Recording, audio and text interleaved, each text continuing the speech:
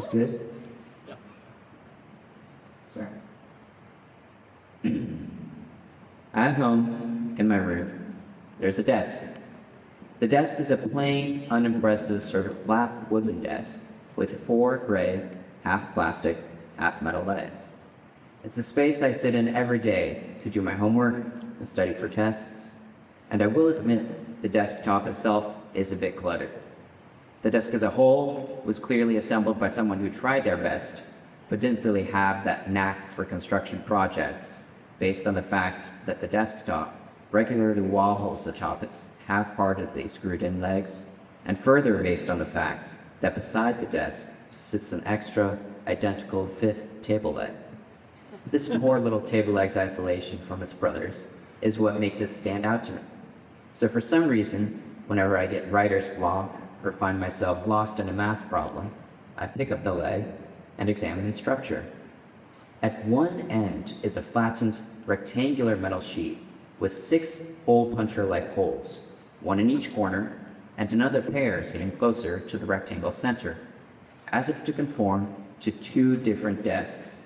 My desk clearly utilizes only the corner holes, so the square configuration does tend to draw my suspicion. Nevertheless, this metal plate's color is a uniform gray, the kind of color found only in specifically light gray Lego bricks. This flattened end's underside is a bit scuffed, and a sticker to supplying a barcode shouts at me that this lonely leg was made in the great country of Slovenia. From this side, one can peer into the pitch-black hole that cuts through the entirety of the leg structure. Rotating the desk leg to get a clear view of the interior side of its flattened end, one will see 3 distinct ridges jutting out to form a shape, akin to a stylized palm print. The cylindrical length of the leg itself is unremarkable, composed of the exact same gray metal material as its corresponding face, but the two appear to have been fused together in a sort of high-temperature process. Curiously, the other end of the leg is constructed with some sort of plastic, exhibiting the same color as specifically dark gray Lego bricks, and, when viewed from the side, appears to be a quaint little mushroom-shaped house, unfortunately equipped with only one circular window.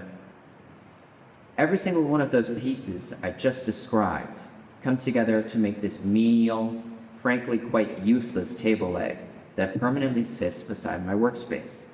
At times, I'll get bored, get out of my chair, and, well, fool around with the thing. I'll go through the motions of a lumberjack, raising the leg up and bringing it down as if to chop firewood. The motions of a farmer, using my gardening hoe to till the soil and prepare the next planting season. Or the routine of a monstrous dinosaur, crashing down on the masses below with my giant silver reptile leg. I'll break my routine and make time to do something impulsive and wacky. But the real question is, why have I spent these minutes describing something so incredibly inconsequential? Perhaps to better understand the object myself, but certainly to bring you, listener, into the same familiarity with this object that I possess. To bring you on a journey, both real and imaginative, and to hopefully describe attributes more colorful than harsh reality can be. Maybe, just maybe, listener, I've painted this everyday object so colorfully for you to show you what is possible, how much brighter the mundane can be when touched to your mind. There might be a kind of joy to be found in thinking silly nothing thoughts about the blah everyday bush, of painting your world with yourself, of fooling around often, having some fun, and making something special out of that gray routine. So much of the power we have to govern the directions of our lives comes not from making the big decisions, but approaching the everyday with the knowledge that today is the first day of the rest of your life. Look around yourself to see those beautiful, wonderful parts of life you'd otherwise miss. Take it all in. Keep an ear out for the hummingbird's call that sounds in your ear and draws your eyes to a high-up tree branch. Look for the clouds in the sky that remind you of armored knights and fluffy rabbits. And just maybe, if you're anything like me, pick up that table leg by your desk and start swinging it around like a maniac. May many nothings become your lonely table leg, listener, so that you may enjoy every fragment of life to its fullest. This, I believe.